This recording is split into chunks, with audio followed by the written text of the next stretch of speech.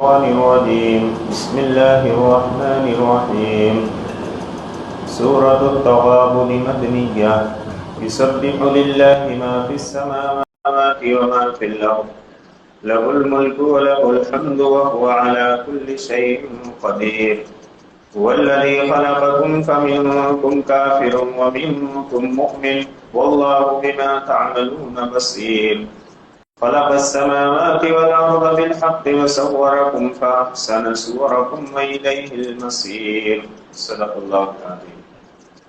معزز سامعین کرام، تلاوت کردہ آیتیں قرآن کریم کے 28ویں پارے سورہ تغابن کی ابتدائی آیتیں ہیں۔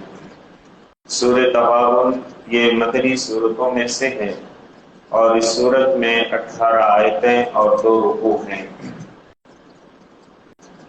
اور وہ صورتیں جنہیں مسبحات کہا جاتا ہے، یعنی جو سبحہ سے یا یسبحو سے شروع ہوتی ہیں، وہ ایسی 5 صورتیں ہیں قرآن کریم میں۔ ان 5 صورتوں میں سے یہ آخری صورت ہے جو پارہ 28 میں اللہ رب العزت نے جسے ذکر فرمایا ہے۔ اللہ تعالیٰ فرماتے ہیں یسبح للہ ما فی السماوات وما فی الارض، آسمانوں اور زمین میں جو کچھ بھی ہے وہ اللہ کی پاکی بیان کرتا ہے، یعنی آسمانوں زمین کی ساری چیزیں، ساری مخلوقات، سارے جمادات، سارے نباتات جن کی حمد و ثنا کو ہم نہیں سمجھتے ہیں، جن کی زبان سے ہم واقف نہیں ہیں، لیکن اللہ تعالیٰ فرماتے ہیں کہ کائنات کی ساری چیزیں اللہ کی حمد و ثنا کرتی ہیں، اللہ کی پاکی بیان کرتی ہیں اپنی اپنی زبانوں میں۔ یہ چڑیوں کا چہچہانا، یہ جانوروں کا پکارنا، یہ درختوں کا ہلنا اور اس کے پتوں کا گردش کرنا، یہ ساری چیزیں اللہ کی تعریف، اللہ کی حمد و ثنا کرتی ہیں۔ لہ الملک و لہ الحمد، اسی کے لیے بادشاہت ہے اور وہی حمد کے لائق ہے، قابل تعریف ہے۔ وَهُوَ عَلَى كُلِّ شَيْءٍ قَدِيرٌ، اور وہ ہر چیز پر قدرت رکھنے والا ہے۔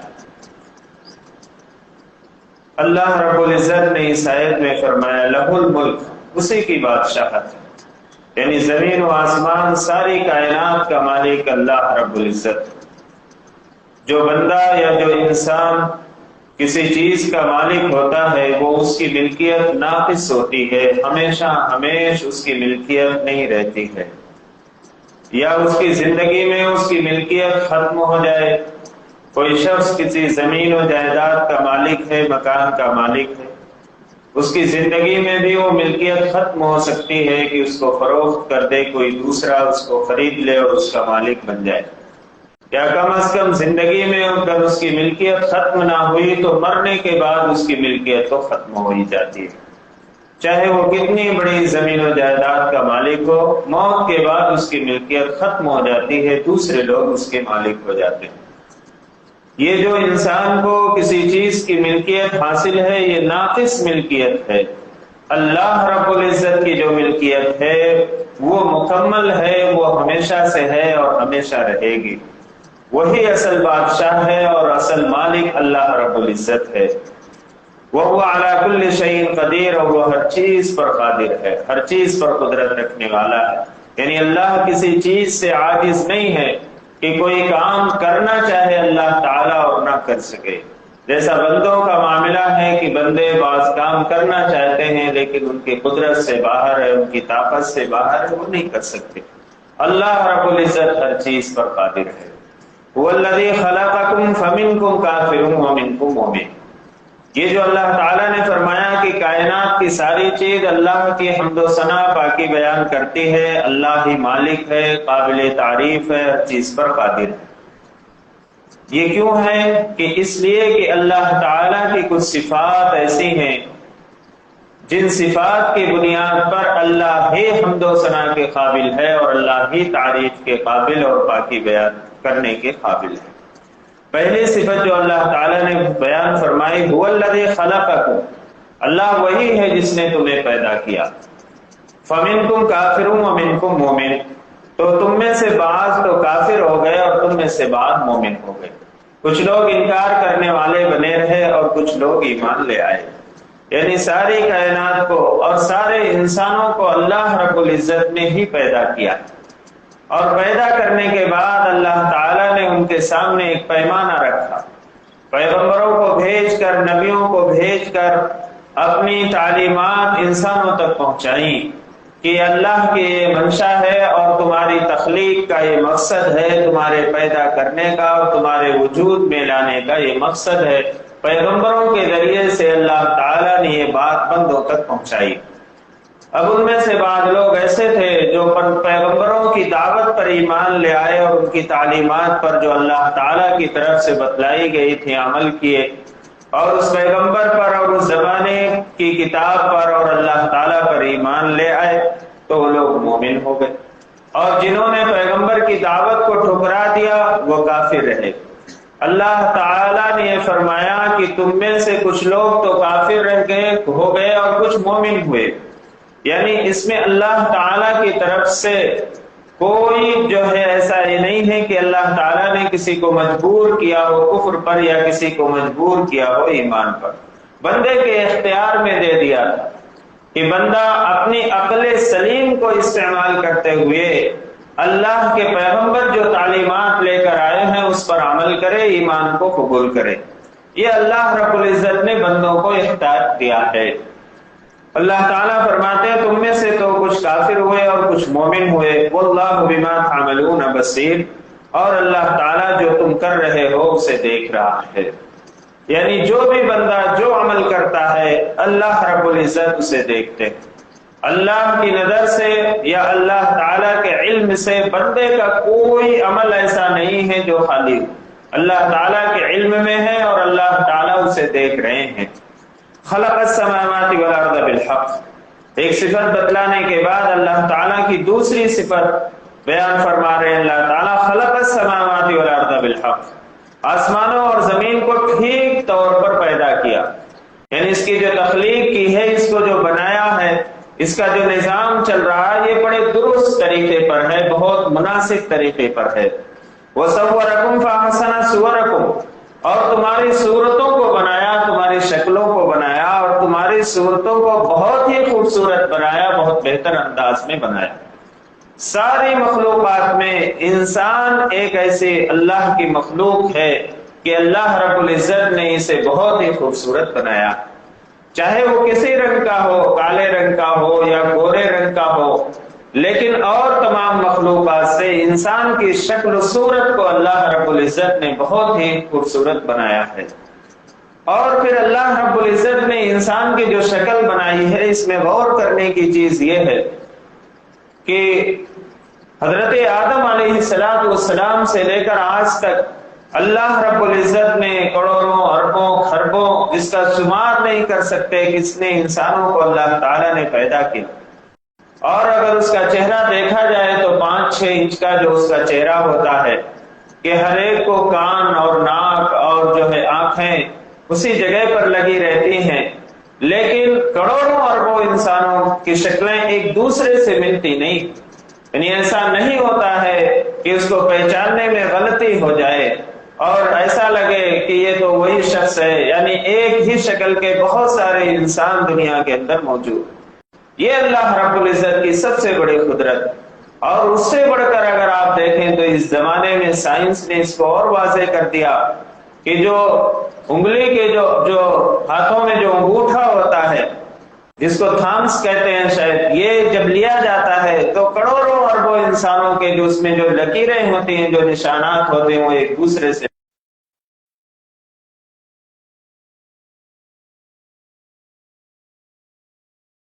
کتنی بڑی جو ہے قابل تعریف حکمت ہے کہ کروڑوں اربوں انسانوں کے انگوٹھے کی لکیریں ایک دوسرے سے ملتے نہیں۔ تو اللہ تعالیٰ فرماتے ہیں کہ اللہ وہی ہے جس نے آسمانوں اور زمین کو پیدا کیا ٹھیک طور پر، اور تمہاری صورتوں کو بنایا اور بہترین انداز میں بنایا۔ وَإِلَيْهِ الْمَصِيرُ، اور پھر اللہ تعالیٰ فرماتے ہیں کہ دیکھو انسان غافل نہ رہو، غفلت کی زندگی مت گزارو، وَإِلَيْهِ الْمَصِيرُ، اور اسی کی طرف لوٹ کر جانا ہے۔ یہ زندگی ہمیشہ رہنے والی نہیں ہے، یہ خوبصورت شکلیں ہمیشہ باقی نہیں رہیں گی، یہ تمہاری زندگی ہمیشہ نہیں رہے گی، ایک دن مرنا ہے اور مر کر اسی کی طرف لوٹ کر جانا ہے۔ یعلم ما فی السماوات والارض، یہ تیسری صفت اللہ تعالیٰ کی بیان فرمائی جا رہی، یعلم ما فی السماوات والارض، کہ آسمانوں اور زمین میں جو کچھ ہے وہ جانتا ہے، اس کی خبر رکھتا ہے۔ وَيَعْلَمُ مَا تُسِرُّونَ وَمَا تُعْلِنُونَ، اور جو تم کچھ چھپاتے ہو، وما تعلنون، اور جو کچھ تم ظاہر کرتے ہو۔ واللہ علیم بذات الصدور، اور اللہ تو دلوں کے بھید کو بھی جاننے والا ہے۔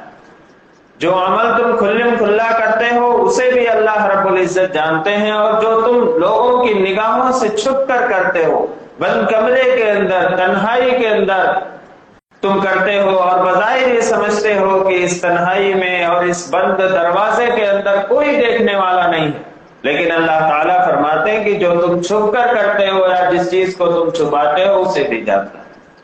واللہ علیم بذات الصدور، اور اس سے بڑھ کر تمہارے دلوں کے اندر جو راز کی باتیں ہیں، جو چھپی ہوئی ہیں، جس کا تم نے ابھی زبان سے اظہار بھی نہیں کیا ہے، صرف تمہارے دل کے اندر وہ بات ہے، اللہ رب العزت اسے بھی جانتا ہے۔ الم یاتکم نبأ الذین کفروا من قبل فذاقوا وبال امرهم ولهم عذاب علیم۔ یہ اللہ تعالیٰ کی صفتیں بیان فرمانے کے بعد اللہ تعالیٰ ان قوموں کا تذکرہ فرما رہے ہیں جو قومیں پیچھے گزر چکی، اور ان قوموں نے اللہ کا انکار کیا اور کفر کی حالت میں زندگی گزاری، ان کا انجام کیا ہوا۔ وہ قومیں جو قوم عاد، قوم سمود، قوم فرعون اور اس طرح کی جو قومیں تھیں، جو بڑی اپنے زمانے کی بڑی طاقتور قومیں تھیں، اللہ رب العزت فرماتے ہیں کہ جب اللہ کی پکڑ آئی، اللہ کا عذاب آیا، تو ان کا حشر کیا ہوا، اس سے آنے والے لوگ عبرت حاصل کریں، نصیحت حاصل کریں۔ الم یاتکم نبأ الذین کفروا من قبل، کیا تمہارے پاس ان لوگوں کی خبریں نہیں پہنچی جنہوں نے پہلے کفر کیا تھا، یعنی کفر کی زندگی گزاری تھی، ایمان نہیں لائے تھے۔ فذاقوا وبال امرهم، تو انہوں نے اپنے شامت اعمال کا مزہ چکھا، وَلَهُمْ عَذَابٌ عَلِيمٌ، اور ان کے لیے دردناک عذاب، جو انہوں نے برے اعمال کیے تھے اس اعمال کا بدلہ چکھ لیا انہوں نے۔ اب تم بھی خبردار ہو جاؤ، ہوشیار ہو جاؤ کہ اگر کفر کرو گے، اللہ کی نافرمانی کرو گے، تو اللہ کی پکڑ، اللہ کا عذاب، اللہ کی سزا تمہارے اوپر بھی آ سکتی ہے۔ ذَلِكَ بِأَنَّهُ كَانَتْ تَأْتِيهِمْ رُسُلُهُم بِالْبَيِّنَاتِ، ایسا اس لیے ہوا کہ ان کے پاس رسول واضح نشانیاں لے کر آئے تھے، کھلے کھلے دلائل لے کر آئے تھے اللہ کی طرف سے۔ اللہ تعالیٰ نے ان کی ہدایت کے لیے پیغمبر کو بھیجا تھا۔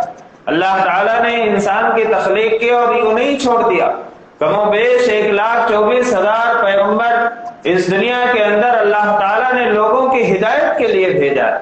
یہ نہیں کہ پیدا کیا اور اللہ تعالیٰ نے اور انسان کو ایسے ہی چھوڑ دیا، ان کی ہدایت کے لیے، تعلیمات کے لیے، اور وہ کس طریقے سے سمجھاتے تھے، کس طرح سے جو ہے آپ دور نہیں جناب محمد رسول اللہ صلی اللہ علیہ وسلم کی زندگی کا مطالعہ کیجیے کہ امت کے لیے کیسے فکر مند تھے اور کیسے ہدایت کے لیے کوششیں کرتے تھے، اور آپ کس طریقے سے کتنی تکلیفیں اٹھا کر امت کو ہدایت کے لیے اور امت کو دین پر لانے کے لیے آپ نے کوشش کی، کیسے رحمت والے پیغمبر تھے جناب محمد رسول اللہ صلی اللہ علیہ وسلم۔ تو اللہ تعالیٰ نے ہدایت کے لیے رسولوں کو بھیجا۔ اللہ تعالیٰ فرماتے ہیں کہ جب ان کے پاس رسول واضح کھلی نشانیاں لے کر آتے تھے، فقالوا ابشر یہدوننا، تو وہ کہتے تھے کہ کیا انسان ہمیں ہدایت دیں گے؟ فکفروا، اور انکار کر بیٹھتے تھے، وتولوا، اور انہوں نے روگردانی کی، واستغنى اللہ، تو اللہ نے بھی ان کی پرواہ نہیں کی۔ واللہ غنی حمید، اور اللہ تو بے نیاز اور اپنی ذات میں خود قابل تعریف ہے۔ اللہ تعالیٰ فرماتے ہیں کہ جب پیغمبر آتے تھے تو کہتے تھے کیا اچھا انسان یعنی بشر ہی ہمیں ہدایت دیں گے؟ یعنی جناب محمد رسول اللہ صلی اللہ علیہ وسلم کے بارے میں، یا اس سے پہلے جو پیغمبر گزرے ہیں حضرت نوح علیہ السلام، ان کے بارے میں کہتے تھے کہ یہ تو ہمارے جیسے ہی ایک انسان ہے، کیا اب یہ وقت آ گیا کہ یہ انسان یا ہمارے جیسے انسان ہی ہمیں ہدایت دیں گے، ہمیں ہدایت پہ لائیں گے؟ فکفروا، انکار کر بیٹھتے تھے۔ جیسے جب کسی کے اعمال خراب ہونے ہوتے ہیں تو لوگ کہتے ہیں کہ بھائی فلاں آدمی ہمیں سمجھائے گا، یا فلاں شخص جو ہے ہمیں جو ہے کوئی اگر کسی کے وہ سمجھاتا ہے، دین کی بات بتلاتا ہے، یا کسی برائی سے روکتا ہے، یا دعوت کا کام کرتا ہے، دعوت و تبلیغ کے لیے اس کے پاس جاتا ہے، اور اللہ کے راستے میں نکلنے کے لیے یا مسجد تک آنے کے لیے اسے بلاتا ہے، تو لوگ کہتے ہیں کہ آپ یہ اس لائق ہو گئے کہ ہم کو سمجھائیں، ہمیں دین کی بات بتلائیں۔ یہ کہنا بہت غلط بات ہے۔ اللہ جس سے کام لے لے، اللہ جس سے کام لے لے، کوئی ضروری نہیں ہے کہ وہ خاندانی کوئی اپنے زمانے کا ولی ہو، نہیں، اللہ جس سے کام لے لے۔ حضرت عبداللہ ابن مبارک رحمۃ اللہ علیہ تھے، کیسی زندگی تھی ان کی، جو ہے ہمیشہ ناچنے گانے اور جو ہے کیا کہتے ہیں مزامیر قوالیاں سننا اور گانا، اور بہترین سارنگی بجانے والے تھے اپنے زمانے، اور بڑے عیش و ترب کی زندگی ان کی تھی، ہر طرح کے دنیا کے عیش و آرام کی چیزیں ان کے پاس میسر تھی، گھوڑے اور لباس اور حشم و خدم، نوکر چاکر، بس عیش پرستی کی زندگی تھی۔ لیکن اللہ رب العزت نے جب ہدایت سے نوازا اور جب سارنگی بجا رہے تھے، اس وقت سارنگی سے قرآن کریم کی ایک آیت بجائے سارنگی کے آواز کے، اس باجے کی آواز کے بجائے جو ہے قرآن کی آیت کی آواز آ رہی، الم یان للذین آمنوا ان تخشع قلوبهم لذکر اللہ، کیا ابھی وہ وقت نہیں آیا کہ لوگوں کے دل اللہ کے ڈر اور خوف سے کانپ اٹھے؟ سارنگی بجا رہے ہیں، اس آیت کا ورد ہو رہا اس سارنگی کے اوپر، وہیں توڑ کر پھینک دیا، اور پھر جو اللہ سے لو لگائی اور اللہ کی طرف متوجہ ہوئے، تو اپنے زمانے کے بہت بڑے محدث کبیر گزرے ہیں، یعنی حدیث کی اتنی روایتیں اور حدیث کی انہوں نے جو ہے اتنی روایتیں کی حضرت عبداللہ ابن مبارک رحمۃ اللہ علیہ کہ محدثین نے لکھا ہے کہ ان کی حدیثوں کے اوپر کسی نے نکیر نہیں کی ہے، ایسی جامع حدیثیں ان سے روایت کی گئی حضرت عبداللہ ابن مبارک رحمۃ اللہ علیہ۔ تو کہنے کا مقصد یہ ہے کہ اگر کوئی کسی سے اصلاح کی بات کرتا ہے اور کسی کو سمجھانے کی کوشش کرتا ہے، برائی سے روکتا ہے، تو اس کا احسان ماننا چاہیے، اس کا احسان مند ہونا چاہیے، یہ نہیں کہ اسے کہا جائے کہ تم اس قابل ہو گئے کہ تم مجھے سمجھاؤ گے۔ تو یہ لوگ جو ہے اس زمانے کے لوگ جنہوں نے اپنے پیغمبروں کو جھٹلایا، تو وہ کہتے تھے فقالوا وبشر یهدوننا، وہ کہتے تھے کہ آپ انسان ہمیں ہدایت دیں گے، فکفروا، تو انہوں نے انکار کیا، وتولوا، اور روگردانی کی، تو اللہ نے بھی ان کی پرواہ نہیں کی، اور اللہ تو بے نیاز ہیں اور اپنی ذات میں خود قابل تعریف ہیں۔ زعم الذین کفروا ان لن یبعثوا، جن لوگوں نے کفر اختیار کیا ہے وہ یہ گمان رکھتے ہیں کہ انہیں ہرگز دوبارہ زندہ نہیں کیا جائے گا۔ کافر کا عقیدہ یہ ہوتا ہے کہ بس جو کچھ ہے یہ دنیا ہی ہے، مرنے کے بعد دوبارہ زندگی نہیں ہے، یہ کافر کا عقیدہ ہوتا ہے، آخرت کی زندگی کا منکر ہوتا ہے، اس کو مانتا نہیں ہے۔ اللہ تعالیٰ فرماتے ہیں کہ کافر لوگ یہ گمان کرتے ہیں کہ انہیں دوبارہ زندہ نہیں کیا جائے گا۔ قل، اے پیغمبر صلی اللہ علیہ وسلم آپ کہہ دیجئے بلا، کیوں نہیں، وربی، میرے رب کی قسم، لتبعثن ثم لتنبؤن بما عملتم، لتبعثن، ہرگز ان کو دوبارہ زندہ کیا جائے گا، ثم لتنبؤن بما عملتم، پھر وہ جو عمل کرتے تھے وہ ان کے سامنے رکھ دیا جائے گا، اسے بتلا دیا جائے گا۔ یعنی ایسا نہیں ہے کہ مرنے کے بعد انسان کی زندگی ختم ہو گئی، دوبارہ زندہ بھی کیا جائے گا، اور دنیا میں جو اعمال اس نے کیے ہیں وہ اس کے سامنے اس کو بتلا دیا جائے گا، کھول کر رکھ دیا جائے گا۔ وذالک علی اللہ یسیر، اور یہ اللہ کے لیے بہت آسان ہے۔ کوئی بندہ یہ سوچے کہ ایسا کیسا، ہماری 60 سال 70 سال 100 سال کی زندگی، پھر اس کے اعمال، پھر ہم جو ہے مر جائیں گے، اور پھر جو ہے اس کا ریکارڈ سالہ سال کے بعد کیسے ہو سکتا ہے؟ انسان اگر اس کے دماغ میں یہ بات آ رہی ہے تو اس کے اس خدشے کو اور اس کے اس سوال کو دور کرنے کے لیے اللہ تعالیٰ نے فرما دیا وَذَلِكَ عَلَى اللَّهِ يَسِيرٌ، اور یہ کام تو اللہ کے لیے بہت ہی آسان ہے۔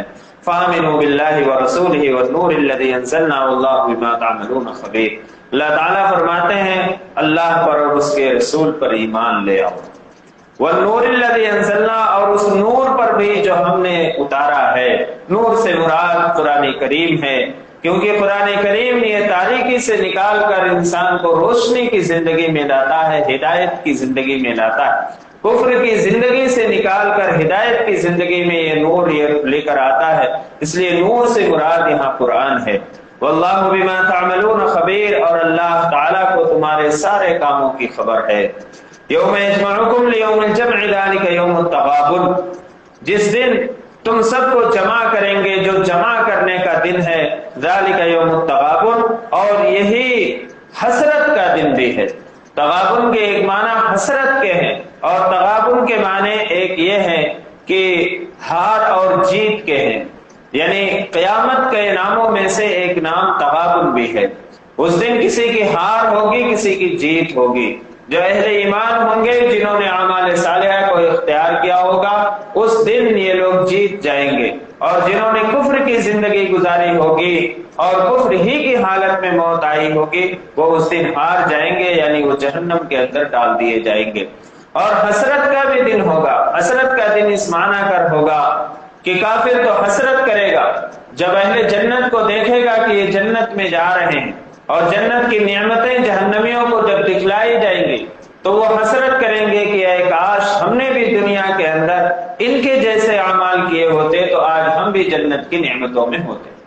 اور حدیث پاک میں فرمایا گیا کہ وہ قیامت کا دن جو حسرت کا دن ہوگا، وہ مومن کے لیے بھی حسرت کا دن ہوگا۔ اب مومن کے لیے حسرت کا دن اس معنی کر ہوگا کہ جو مومن جنت میں جائیں گے اور جنت کی نعمتوں کو جب دیکھیں گے اور پائیں گے تو وہ حسرت کریں گے کہ اے کاش ہم نے اور بھی اچھے اعمال کیے ہوتے تو جنت میں ہمارے درجات اور بھی بلند ہوتے۔ تو گویا ان کے لیے بھی حسرت کا دن ہوگا۔ تو اس لیے جو ہے اللہ تعالیٰ فرما رہے ہیں کہ جس دن ہم لوگوں کو جمع کریں گے، جو جمع کرنے کا دن ہے قیامت کا دن، اور یہی دن ہار جیت کا بھی ہے، اور یہی دن حسرت کا بھی ہے۔ جو جنت میں جائیں گے وہ اس دن جیتنے والے ہوں گے، اور جو جہنم میں جائیں گے وہ ہارنے والے ہوں گے۔ تو یہ حسرت کا دن ہر ایک پر آنے والا ہے، ہمارے پر بھی، یعنی مومن پر بھی آنے والا، اور کافر پر بھی آنے والا ہے۔ اب مومن جو ہے اس دن سے کے آنے سے پہلے فائدہ اٹھا لے اور زیادہ سے زیادہ اعمال صالحہ کر لے۔ کوئی بھی گھڑی ایسی نہ گزرے کہ جو اللہ کے ذکر اور اللہ کی عبادت اور اللہ کی اطاعت و فرما برداری سے خالی ہو، تو کل قیامت کے دن اسے حسرت نہیں ہوگی، افسوس نہیں ہوگا کہ جو ہے جب نعمتیں ملیں گی اور جنت میں اسے اونچا مقام ملے گا۔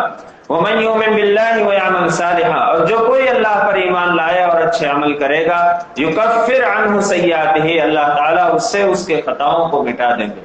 ایک شخص ہے کفر کی زندگی گزار رہا ہے، وہ ایمان لے آیا، اب کفر کی حالت میں جتنے بھی اس نے برے اعمال کیے تھے ایمان کی وجہ سے وہ سارے کے سارے ختم ہو جائیں گے۔ اب یہاں سے وہ اچھے اعمال کرے۔ اللہ تعالیٰ فرماتے ہیں کہ جو کوئی بھی ایمان لائے گا، عمل صالح کرے گا، اللہ تعالیٰ اس کی خطاؤں کو مٹا دیں گے۔ وَيُدْخِلُهُ جَنَّاتٍ تَجْرِي مِن تَحْتِهَا الْأَنْهَارُ، اور اس کو ایسے باغات میں داخل کریں گے جن کے نیچے نہریں جاری ہوں گی، خالدین فیہا ابدا، وہ اس میں ہمیشہ ہمیشہ رہیں گے۔ ذَلِكَ الْفَوْزُ الْعَظِيمُ، یہی بڑی کامیابی۔ اللہ تعالیٰ نے جہاں جنت کا ذکر فرمایا ہے قرآن کریم کے اندر، وہاں ذَلِكَ الْفَوْزُ الْعَظِيمُ اکثر فرمایا ہے۔ اصل کامیابی یہی ہے۔ انسان کی زندگی اور انسان کے مقصد یہی ہے ہونا چاہیے کہ وہ آخرت میں کامیاب ہو جائے، جنت کا مستحق اور حقدار ہو جائے۔ اور اللہ تعالیٰ نے اس کو بار بار فرمایا ذَلِكَ الْفَوْزُ الْعَظِيمُ، یعنی انسان کے ذہن سے اس بات کو نکالا ہے کہ دنیا کی کامیابی کو تم حقیقی کامیابی مت سمجھو۔ دنیا کے عیش و آرام کو اور دنیا کے مال و دولت کو اور دنیا کے عیش و آرام کی چیزوں کو تم حقیقی کامیابی مت سمجھو۔ اصل کامیابی اور سب سے بڑی کامیابی یہ ہے کہ آخرت میں انسان کامیاب ہو جائے اور جنت کا مستحق اور حقدار ہو جائے۔ والذین کفروا وکذبوا بآیاتنا اولئک اصحاب النار، اور جن لوگوں نے کفر کیا اور ہماری آیتوں کو جھٹلایا وہی جہنم والے ہیں، خالدین فیہا، وہ اس میں ہمیشہ ہمیشہ رہیں گے، وبئس المصیر، اور وہ بہت ہی برا ٹھکانہ ہے۔ یعنی جہنم بہت ہی برا ٹھکانہ ہے، جیسے جنت بہت ہی اچھا ٹھکانہ ہے، اس کے مقابلے میں جہنم بہت برا ٹھکانہ ہے۔ اللہ تعالیٰ ہم سب کو جنت کا مستحق اور حقدار بنائے، اور ہم کو بھی اور ہمارے آنے والی نسلوں کی بھی جہنم سے حفاظت فرمائے۔ تو ان آیات میں اللہ تعالیٰ نے خاص طور سے قیامت کا تذکرہ فرمایا ہے اور اسے حسرت کا دن قرار دیا ہے کہ بندہ اس دن حسرت کرے گا۔ اور اسی کے ساتھ ساتھ جناب محمد رسول اللہ صلی اللہ علیہ وسلم نے ایک حدیث میں فرمایا، بہت مشہور حدیث ہے، مسلم اور ترمذی میں اور روایت موجود ہے کہ ایک مرتبہ صحابہ کرام سے حضور اکرم صلی اللہ علیہ وسلم نے دریافت فرمایا کہ بتلاؤ مفلس کون ہے، یعنی غریب کون ہے، محتاج کون ہے؟ صحابہ نے عرض کیا کہ جس کے پاس روپیہ پیسہ مال و دولت نہ ہو یا دنیا کی ضروریات کا سامان نہ ہو وہ مفلس ہے۔ اللہ کے نبی صلی اللہ علیہ وسلم نے فرمایا نہیں، مفلس وہ شخص ہے جو کل قیامت کے دن روزے بھی لے کر آئے، نماز بھی لے کر آئے، حج بھی لے کر آئے، زکوٰۃ بھی لے کر آئے، یعنی ان سارے فریضے کو بڑے اہتمام کے ساتھ ادا کیا ہے، لیکن اسی کے ساتھ ساتھ کسی کو گالی دی ہے، کسی کو برا بھلا کہا ہے، کسی کو تکلیف پہنچائی ہے، کسی کی زمین و جائیداد کو ناحق ہڑپ کر لیا ہے، کسی کے حق کو مارا ہے۔ کل قیامت کے دن جب یہ شخص یہ سارے اعمال صالحہ لے کر آئے گا اور اسی کے ساتھ ساتھ لوگوں کے حقوق بھی لے کر آئے گا، تو یہ جو نیکیاں ہوں گی یہ ساری کی ساری نیکیاں ان حقوق والوں کو دلوا دی جائیں گی۔ اب جب اس شخص کی نیکیاں ختم ہو جائیں گی، جو یہ سارا ذخیرہ لے کر آیا تھا نماز، روزہ، حج، زکوٰۃ کا، یہ سارا جب ختم ہو جائے گا تو ان مظلوموں کے گناہ اس کے اوپر ڈالے جائیں گے، ظالم کے اوپر۔ اللہ ہم سب کی حفاظت فرمائے۔ اس لیے جناب محمد رسول اللہ صلی اللہ علیہ وسلم نے فرمایا کہ دیکھو اگر کسی سے قرض لیا ہے یا کسی کا حق ہے تمہارے اوپر تو دنیا میں اس کو ادا کر دو یا اس سے معاف کرا دو، ورنہ آخرت میں نہ تمہارے پاس روپیہ پیسہ ہوگا نہ دراہیم و دینار ہوں گے جس سے تم ان کا حق ادا کر سکو، تمہاری نیکیاں اس کو دے دی جائیں گی۔ اس لیے دنیا کے اندر جو ہے جس کا جو حق ہے اس کو ادا کر دو یا اس سے معاف کرا دو۔ حقوق العباد جو ہے یہ بڑے ڈرنے کی چیز ہے۔ حقوق اللہ جو اللہ کے حقوق ہیں، اللہ رب العزت رحیم ہے، کریم ہے، اور اللہ تعالی غفور الرحیم ہے، معاف فرمانے والے ہیں، معاف فرما دے۔ لیکن جو بندے کا حق ہے وہ یا تو اس کو ادا کریے یا اس سے معاف کروا دیجیے، ورنہ وہ معاف ہونے والا نہیں۔ نماز سے، روزے سے، زکوٰۃ سے، حج سے بندے کے حقوق معاف ہونے والے نہیں۔ اس لیے یہ بہت ڈرنے کی چیز ہے۔ عبادات کے اندر ہم بہت کوشش کر لیتے ہیں اور اعمال صالحہ کی ہم فکر کرتے ہیں اور ہماری یہ کوشش ہوتی ہے کہ ہم زیادہ سے زیادہ اعمال صالحہ کریں، بہت اچھی بات، لیکن اس سے زیادہ ضرورت اس بات کی ہے کہ ہم جو دوسروں کے حقوق ہیں اگر ہم نے اس کو غصب کیا ہے تو اپنی زندگی میں اس کو ادا کر دیں، اپنی زندگی میں اس کو ادا کر دیں، اس سے معاف کرا لیں، ورنہ بڑا سخت معاملہ ہے، اللہ کے ہاں بڑی سخت پکڑ ہوگی اور وہاں دینے کے لیے کچھ بھی نہیں ہوگا ہمارے پاس سوائے ہمارے اعمال کے، وہ سارے کے سارے اٹھا کر دے دیے جائیں، اور ان اعمال کی وجہ سے، اعمال صالحہ کی وجہ سے اگر اس کا حق ادا نہیں ہوگا تو اس کے گناہ ہمارے اوپر ڈال دیے جائیں گے۔ ایک شخص جو جنت کا سرٹیفکیٹ لے کر آیا تھا وہ اپنے جو ہے حقوق نہ ادا کرنے کی وجہ سے یا لوگوں کو تکلیف پہنچانے کی وجہ سے وہ جہنم کے اندر ڈال دیا جائے گا۔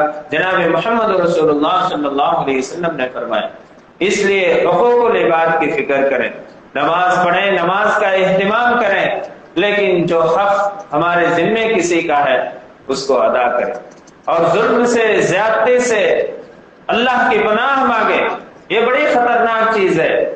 بعض لوگ ایسے ہوتے ہیں جو نمازوں کا اہتمام کرتے ہیں، پابندی کرتے ہیں، دوسرے اعمال صالحہ بھی کرتے ہیں، لیکن بندوں کے جو حقوق ان کے ذمے ہیں اس کی ادائیگی میں کوتاہی کرتے ہیں۔ اس کی ادائیگی میں کوتاہی نہ کریں، جس کا جو حق ہے اس کو ادا کریں، اور یہ سوچ کر زندگی گزاریں کہ اس دنیا سے اس حال میں جائیں کہ کسی کے اوپر کسی کا حق نہ ہو، کسی کا قرض نہ ہو، کسی کا مال ڈبایا نہ ہو، کسی کا مال غصب نہ کیا ہو، ورنہ یقین جانیے کہ اگر وہ کتنی دعائیں کر لے، لاکھ دعائیں کر لے، آب زمزم سے وضو کر کے خانہ کعبہ کا گلاف پکڑ کر بھی دعائیں کر لے تو اس کی دعا قبول ہونے والی نہیں، ہو جنت میں جانے والا نہیں اگر کسی کا حق اس نے غصب کیا۔ بڑا سخت معاملہ ہے، اس میں بڑی کوتاہی ہوتی ہے، اللہ ہم سب کی حفاظت فرمائے۔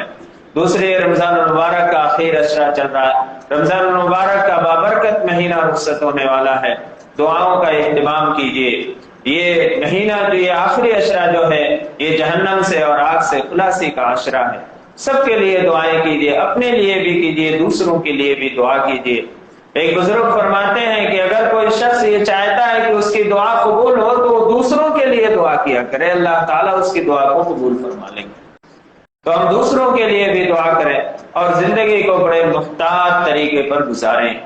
خاص طور سے مال کے سلسلے میں بہت احتیاط کی ضرورت ہے اس وقت، کیونکہ جگہ جگہ پہ سودی کاروبار، سودی نظام جو اس دنیا کے اندر رائج، اور اس سے بچنے کی بہت سخت ضرورت۔ ہمیں سوچیں کہ ہم جو مال کما رہے ہیں، جو لقمہ ہمارے حلق کے نیچے جا رہا ہے، کہیں اس میں ایک دانہ حرام کا تو نہیں؟ اگر حرام کا ہوگا تو یہ سمجھ لیجئے کہ پھر ہماری بھی آخرت برباد ہونے والی ہے اور ہمارے آنے والی نسلوں کی بھی برباد ہونے والی۔ جیسے ایک گھڑا پانی ہے، اگر اس میں ایک قطرہ پیشاب کا گر جائے تو وہ پانی ناپاک ہو جائے گا، استعمال کے قابل نہیں رہتا۔ ایسے ہی ہم اپنی کمائی کے اندر بھی سوچیں کہ ہمیں جو ہے ہم حلال کمانے کی کوشش کریں، ہم حلال کمانے کی کوشش کریں اور حلال کاموں کے اندر خرچ کریں۔ مثال کے طور پر لیجیے، زکوٰۃ ہی ایک ایسا مسئلہ ہے کہ اگر کسی کے اوپر زکوٰۃ فرض ہے اور وہ صحیح طریقے پر اس کی زکوٰۃ ادا نہیں کرتا، ہیلے اور بہانے سے زکوٰۃ سے بچتا ہے، تو وہ مال سارا کا سارا مال اس کا گندا ہو جاتا ہے، ناپاک ہو جاتا ہے۔ وہ گویا گندگی اور غلاظت کو استعمال کر رہا ہے۔ اور اس زمانے میں زکوٰۃ سے بچنے کے لیے مختلف طریقے اور ہیلے استعمال کیے جاتے ہیں۔ ایک مسئلہ بہت اب عام ہوتا جا رہا ہے کہ اگر کسی خاتون کے پاس زیور ہے، مثال کے طور پر 12 تولے زیور ہے، اب وہ خاتون یہ کرتی ہیں کہ اس کی نابالغ بیٹی ہے، ابھی بچی ہے جو نابالغ ہے، اور ان کو یہ مسئلہ معلوم ہے کہ نابالغ کے اوپر زکوٰۃ فرض نہیں، اس کے مال میں زکوٰۃ فرض نہیں۔ اب 12 تولے سونے کو وہ ڈیوائیڈ کر دیتی ہیں، 6 تولہ سونا جو ہے وہ اپنی بچی کو اس کا مالک بنا دیتی ہیں۔ اب بچی کو جب بالغ بنا دیے تو وہ نصاب سے کم بھی ہے اور بچی نابالغ بھی ہے، اب اس کے اوپر زکوٰۃ نہیں۔ اور جو اپنے پاس سونا بچا خاتون کے پاس، وہ بھی نصاب سے کم رہ گیا، اب اس کے اوپر بھی زکوٰۃ نہیں۔ تو اب یہ زکوٰۃ سے بچنے کا ایک ہیلا انہوں نے اختیار، آج کل یہ بہت چل رہا ہے، عورتیں اس طرح کا معاملہ اختیار کر رہے ہیں۔ یاد رکھیے، زکوٰۃ سے بچنے کا 12 تولے سونا ہے، 12 تولے سونے 6 لاکھ روپے کا ہوا۔ 6 لاکھ روپے کی زکوٰۃ کتنی نکلتی ہے؟ 1 لاکھ روپے کے 2,500۔ 6 لاکھ روپے کی زکوٰۃ 15,000 روپے نکلتی ہے۔ 15,000 روپے زکوٰۃ نکالنے کے لیے اس طرح کا ہیلا کیا جا رہا ہے۔ اللہ رب العزت کی طرف سے جب پکڑ آتی ہے تو یہ 12 تولے جاتے بھی ہیں اور 12 تولے کا قرض بھی اوپر آ جاتا ہے۔ اللہ کی طرف سے جب پکڑ آ جاتی ہے تو اس طرح کے ہیلے اور بہانے نہیں کرنا چاہیے۔ اگر اس طریقے سے ہیلے اور بہانے کر کے آدمی اپنی زکوٰۃ کو بچاتا ہے اور اس کو خود استعمال کرتا ہے تو اس کے لیے مفید نہیں ہوتی، فائدہ مند نہیں ہوتی، اس کے لیے نقصان دہ ہوتی ہے۔ تو اس لیے زکوٰۃ جو اللہ تعالیٰ نے فرض کی ہے صرف 2.5% فرض کی ہے، کوئی بہت زیادہ نہیں۔ صحابہ کا یہ حال تھا کہ وہ اپنا سارا کا سارا مال اللہ کے راستے میں خرچ کر دیتے۔ یسألونک ماذا ينفقون، اللہ تعالیٰ فرماتے ہیں پیغمبر آپ سے پوچھتے ہیں کہ ہم اللہ کے راستے میں کیا خرچ کریں؟ قل العفو، اللہ تعالیٰ فرماتے ہیں جو بھی آپ کی ضرورت سے زائد ہو سب خرچ کر دو۔ یہ اللہ نے فرض نہیں کیا ہے، یہ اللہ نے ترغیب دی ہے کہ بندے کو چاہیے کہ اپنی ضرورت سے جو زائد ہے اس کو اللہ کے راستے میں خرچ کر دے۔ وہ نہیں تو کم سے کم جو زکوٰۃ جن کے اوپر فرض ہے اس کو تو ادا کرنا چاہیے، وہ تو خرچ کرنا چاہیے۔ اور 2.5% اللہ نے فرض کیا ہے، یہ تو اللہ کی طرف سے فرض ہے، اس میں اور زیادہ اضافہ کر کے خرچ کرنا چاہیے۔ بندے کو کچھ اپنی طرف سے بھی اپنے اوپر فرض کرنا چاہیے کہ زکوٰۃ کے علاوہ بھی مال کو خرچ کرے، اور یہ زکوٰۃ جو مستحق لوگ ہیں، ضرورت مند لوگ ہیں، ان پر خرچ کرے اور تحقیق کر کے زکوٰۃ ادا کیا کرے۔ میں اس سے پہلے بھی کئی سال پہلے یہ بات کہا تھا، آج پھر دوہرا دیتا ہوں کہ ہمارے معاشرے میں بعض لوگ ایسے ہیں جو خاندانی زکوٰۃ کو وصول کرتے ہیں۔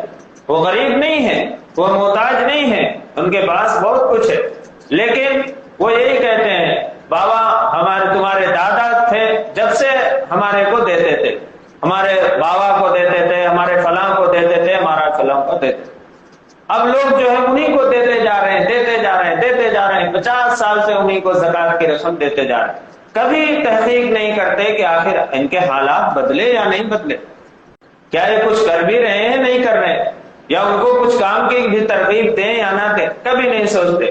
وہ لوگ بھی آگے کہتے ہیں اور دینے والے بھی سوچتے ہیں کہ بھئی باپ دادا ان کو دیتے تھے، ہم بھی انہیں کو دیتے چلے۔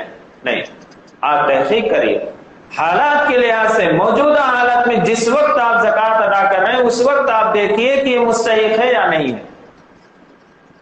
جس وقت آپ ادا کر رہے ہیں اس وقت دیکھیے، پرانا مت دیکھیے کہ 20 سال پہلے یہ زکوٰۃ لے رہے تھے آج بھی ہم انہیں کو دیں گے، اس میں بڑی احتیاطی ہو۔ دوسرے یہ جو گھروں گھر پھرنے والے فقیر ہوتے ہیں، گلیوں میں پھرتے ہیں، جو آواز لگاتے ہیں، ان کو مت سمجھیے کہ یہ فقیر ہے، یہ ضرورت مند ہے. ذرا تحقیق کر لیجیے کہ کہیں ایسا تو نہیں ان کے بینک بیلنس میں اتنا ہے کہ خود ان کے اوپر زکوٰۃ فرض ہے، ان کو زکوٰۃ دینا چاہیے.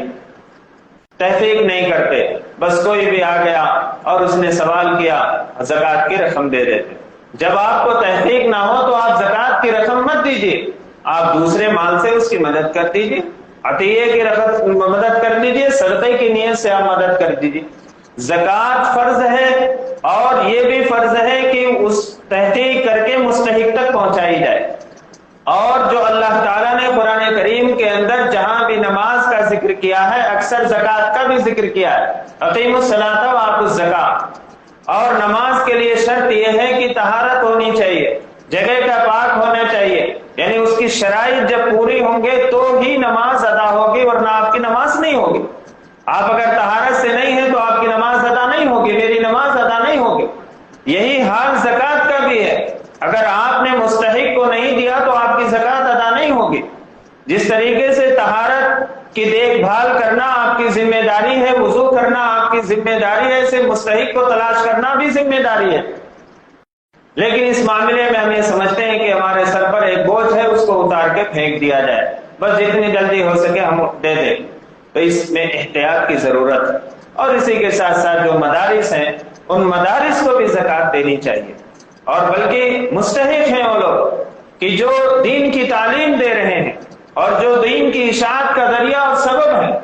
آج مسجدوں کے اندر، مدرسوں کے اندر جو نظام چل رہا ہے دین کی تعلیم کا، یہ انہی مدارس کی دین ہے. آج جو آپ کو علماء، ائمہ اور خطبہ مل رہے ہیں، یہ مدارس ہی سے مل رہے ہیں، کسی کالج یا کسی جو ہے یونیورسٹی سے یہ نہیں مل رہے ہیں، یہ تو مدارس ہی سے مل رہے ہیں. لہذا مدارس کو زکوٰۃ دینا چاہیے. اس میں دو فائدے ہیں، ایک تو زکوٰۃ آپ ادا کر رہے ہیں اس کا فائدہ ہے، اور دوسرے یہ کہ دین کی اشاعت کا ذریعہ اور سبب بن رہے ہیں. اس میں مستحق بچے پڑھتے ہیں جو تعلیم حاصل کر کے اپنی قوم کی ترقی کا ذریعہ اور سبب بنیں گے. ایسے منظم طریقے پر زکوٰۃ کو خرچ کیجیے کہ جس سے جو ہے قوم کے اندر جو ہے کیا کہتے ہیں ایک معیار قائم ہو اور قوم ترقی کرے. ایسے لوگوں کو جو پیشہ ور ہیں، جو زکوٰۃ کی رقم وصول کر کے پوری سال بیٹھ کر گھروں میں کھاتے ہیں، عیش و آرام کرتے ہیں، اور جو ہے کہتے بھی ہیں اپنے خاندان میں، اپنے رشتہ داروں میں کہ بھائی اللہ کا شکر ہے ہمارے پاس کسی چیز کی کمی نہیں ہے، ہم کو محنت بھی کرنے کی ضرورت نہیں پڑتی. ایسے لوگوں کو ذرا دیکھ بھال کر زکوٰۃ کی رقم دیا کریں. اور مدارس کے جو سفراء آتے ہیں ان کا احترام کیجیے. وہ علماء ہوتے ہیں، اہل علم ہوتے ہیں، حافظ قرآن ہوتے ہیں، وہ اپنے پیٹ کے لیے سوال نہیں کرتے ہیں، وہ آپ کی زکوٰۃ کی رقم وصول کر آپ کے بچوں پر ہی خرچ کرتے ہیں. قوم سے لیتے ہیں اور قوم کے بچوں پر خرچ کرتے ہیں. وہ اپنے پیٹ کے لیے سوال نہیں کرتے ہیں، لیکن ہم ان کو اس نظر سے دیکھتے ہیں کہ اپنی ذات کے لیے مانگتے ہیں. لہذا ان کا احترام کیا جائے اور عزت کے ساتھ دیا جائے. اس سے پہلے میں نے وہ حضرت عائشہ صدیقہ رضی اللہ تعالی عنہا کا وہ قول نقل کیا تھا کہ جب انہوں نے اپنے بھانجے حضرت عروہ کو بھیجا تھا کہ فلاں شخص کو یہ درہم و دینار ہے، ان کو دے کر آ جاؤ، لیکن ایک بات کا خیال رکھنا کہ وہ جس حال میں ہوں گے وہاں رکھ کر چلے آنا، ان کے ہاتھ میں نہیں دینا. چاہے وہ لیٹے ہوں گے چارپائی پہ یا چٹائی پہ لیٹے ہوں گے، وہیں رکھ دینا، ان کے ہاتھ میں نہیں دینا، اور سلام بھی نہیں عرض کرنا اور دعا کی درخواست بھی نہیں کرنا. یہ گئے اور وہ صاحب کو زکوٰۃ کی رقم دے کر واپس آئے تو پوچھے، خالہ جان آپ نے اس وقت تو یہ بات کہی تھی، میں نے پوچھا نہیں، اب آپ بتلائیے آپ نے یہ کیوں کہا کہ وہ جس حال میں ہوں گے، لیٹے ہوں گے یا بیٹھے ہوں گے، وہیں رکھ دینا، ہاتھ میں نہیں دینا، اور سلام نہیں کرنا اور دعا کی درخواست نہیں کرنا. تو حضرت عائشہ صدیقہ رضی اللہ تعالی عنہ فرماتے ہیں کہ بھانجے اگر تم سلام عرض کرتے وہ جواب اس کا دیتے تو گویا میں جو ہے اس کے بدلے میں یعنی جو رقم دی ہوں ان سے بھی کچھ بدلہ چاہتی ہوں، اور مجھے ان سے کوئی بدلہ نہیں چاہیے، یعنی اللہ سے اس کا بدلہ چاہیے جو میں اللہ کے لیے خرچ کرنے. دوسرے یہ کہ دعا کی درخواست کرتے اور وہ میرے لیے دعا کرتے تو اس میں بھی بدلے کی ایک صورت تھی۔ اور تیسری بات یہ ہے کہ اگر ان کے ہاتھ میں دیتے تو ان کا ہاتھ نیچے ہوتا، تمہارا ہاتھ اوپر ہوتا، اور جب ان کا ہاتھ نیچے ہوتا تو ان کے دل سے آہ نکلتی کہ یا اللہ کب تک میرا ہاتھ نیچے رہے گا، اور تمہارا ہاتھ اوپر رہتا تو تمہیں غرور اور گھمنڈ آ جاتا، تکبر آ جاتا کہ میں دینے والا ہوں، میرا ہاتھ اوپر ہے۔ یہ ہے اسلام کا سسٹم اور نظام۔ ہم کہاں جا رہے ہیں؟ آفس میں بیٹھے ہوئے ہیں، کوئی سفیر آتے ہیں، چپراسی پوچھتا ہے کون ہے، بتاتے ہیں کہ ہم چندے کے لیے آئے۔ سیٹھ صاحب اندر سے غراتے ہیں، آپ کب آ گئے، کس وقت آ گئے، آپ کو تو کوئی وقت ہی نہیں رہتا ہے۔ یعنی اس طرح کی باتیں کرتے ہیں، آپ چلے جائیے، کل آئیے گا، پرسوں آئیے گا، اور آپ لوگوں کو چندے کے علاوہ کوئی کام نہیں۔ ایسے الفاظ زبان سے استعمال کرتے ہیں، اللہ اکبر، ایسے الفاظ کبھی زبان سے استعمال نہیں کرنا۔ یہ آپ کے پاس آتے ہیں، آپ کے محسن ہیں، کہیں بھی یہ نہیں ہے کہ زکوٰۃ لینے کے لیے کوئی شخص آئے، شریعت میں کہیں نہیں ہے، نہ حدیث میں نہ قرآن میں۔ یہ فرمایا گیا کہ زکوٰۃ دو، یعنی زکوٰۃ لے جا کر پہنچاؤ۔ اب پہنچانے کے بجائے اگر کوئی ہمارے پاس آتا ہے تو ہم اس کے ساتھ ایسا رویہ اختیار کرتے ہیں۔ اس لیے احتیاط کرنے کی ضرورت ہے کہ زکوٰۃ کو ہم جس کو دے رہے ہیں، اہل مدارس کو دے رہے ہیں، ہم عزت کے ساتھ، احترام کے ساتھ دیں، اور یہ سمجھیں کہ یہ ہمارے محسن ہیں، یہ ہمارے پاس آئے ہیں، اس کا اہتمام کریں۔ مدارس کو، مدارس کے بارے میں بھی آپ تحقیق کر کے دیں، آپ دیکھ لیں کہ یہ کون لوگ ہیں۔ میں یہ نہیں کہتا کہ سارے مدارس امانت دار ہیں یا سارے مدارس خیانت کرنے والے ہیں، میں نہیں کہتا۔ آپ کا کام ہے، آپ کی ذمہ داری ہے کہ آپ تحقیق کر کے دیں، معلومات کر لیں، جہاں تک ہو سکے معلومات کر لیں، اور جو اپنے اختیار سے باہر ہے تو پھر اس کے بارے میں آپ کیا کر سکتے ہیں۔ لیکن جہاں تک آپ کا اختیار ہے تو اختیار کو استعمال کرتے ہوئے آپ معلومات کر کے مدارس کو بھی زکوٰۃ دیں۔ سب سے پہلا حق آپ کے رشتہ داروں میں کوئی غریب ہے اس کو زکوٰۃ دیں، اور پھر رشتہ داروں کے بعد دوسرے لوگوں کو بھی زکوٰۃ دیں جو زکوٰۃ کے مستحق اور حقدار، ان کو زکوٰۃ ادا کریں۔ ایسا نہ ہو کہ بے مستحق کو اپنا مال دے دیں اور آپ کی زکوٰۃ ادا نہ ہو، تحقیق کر کے دیں۔ اور دوسرے ہے کہ اللہ تعالیٰ نے قرآن میں فرمایا کہ وفی اموالہم حق للسائل والمحروم، کہ ان کے مالوں میں حق ہے سوال کرنے والے کا بھی، اور جو محروم ہے سوال نہیں کرتا اس کا بھی حق۔ آیت کے جملے میں اللہ تعالیٰ نے فرمایا کہ حق ہے، یعنی اگر آپ زکوٰۃ دے رہے ہیں تو آپ احسان نہیں کر رہے ہیں، اس کا حق آپ دے رہے ہیں، اور کسی کو حق دینا یہ احسان نہیں ہوتا۔ اس لیے جو زکوٰۃ دیتے ہیں وہ یہ مت سمجھیں کہ احسان کر رہے ہیں۔ اور اللہ تعالیٰ نے فرمایا کہ جو سائل ہیں، جو سوال کرتے ہیں، جو کھل کر مانگ لیتے ہیں، والمحروم، اور محروم بھی ہیں۔ محروم سے مراد ایسے لوگ ہیں جو ضرورت مند تو ہیں اور ان کی زندگی بھی مشکلات کی ہے، لیکن وہ سوال نہیں کرتے، کسی سے مانگتے نہیں، ان کو بھی زکوٰۃ دینا۔ اس سے یہ مسئلہ نکلا کہ آپ معلومات کیجیے، تحقیق کریے، آپ کے قرب و جوار میں، آپ کے رشتہ داروں میں، آپ کے ساتھ اٹھنے بیٹھنے والوں میں کوئی ایسے تو نہیں ہیں جو زکوٰۃ کے مستحق ہیں لیکن سوال نہیں کرتے ہیں، اور اس سوال نہ کرنے کی وجہ سے آپ اسے مالدار سمجھتے ہیں اور یہ سمجھتے ہیں کہ یہ زکوٰۃ کے مستحق نہیں ہے۔ لہذا آپ کوشش کریے، کسی طریقے سے پتہ لگوائیے کہ کیا یہ زکوٰۃ کے مستحق ہیں۔ اگر مستحق ہیں تو آپ ان کی مدد کیجیے۔ اور زکوٰۃ دیتے وقت، اس سے پہلے بھی میں نے یہ بات کہی کہ یہ بتانے کی ضرورت نہیں ہے کہ یہ زکوٰۃ کا مال ہے، آپ کی نیت ہی کافی ہے، اور ان کو جو ہے کسی طریقے سے پہنچائیے، ان کی مدد کیجیے۔ تو زکوٰۃ کے سلسلے میں تحقیق کر کے زکوٰۃ ادا کریں، اور جن پر زکوٰۃ فرض ہے وہ زکوٰۃ پوری امانت داری، دیانتداری کے ساتھ ادا کریں، اس میں ہیلے اور بہانے نہ ڈھونڈیں۔ اگر ہیلے اور بہانے ڈھونڈیں گے تو اس مال کے اوپر اگر اللہ کا عذاب آیا تو وہ مال سارا کا سارا ضائع ہو جائے گا۔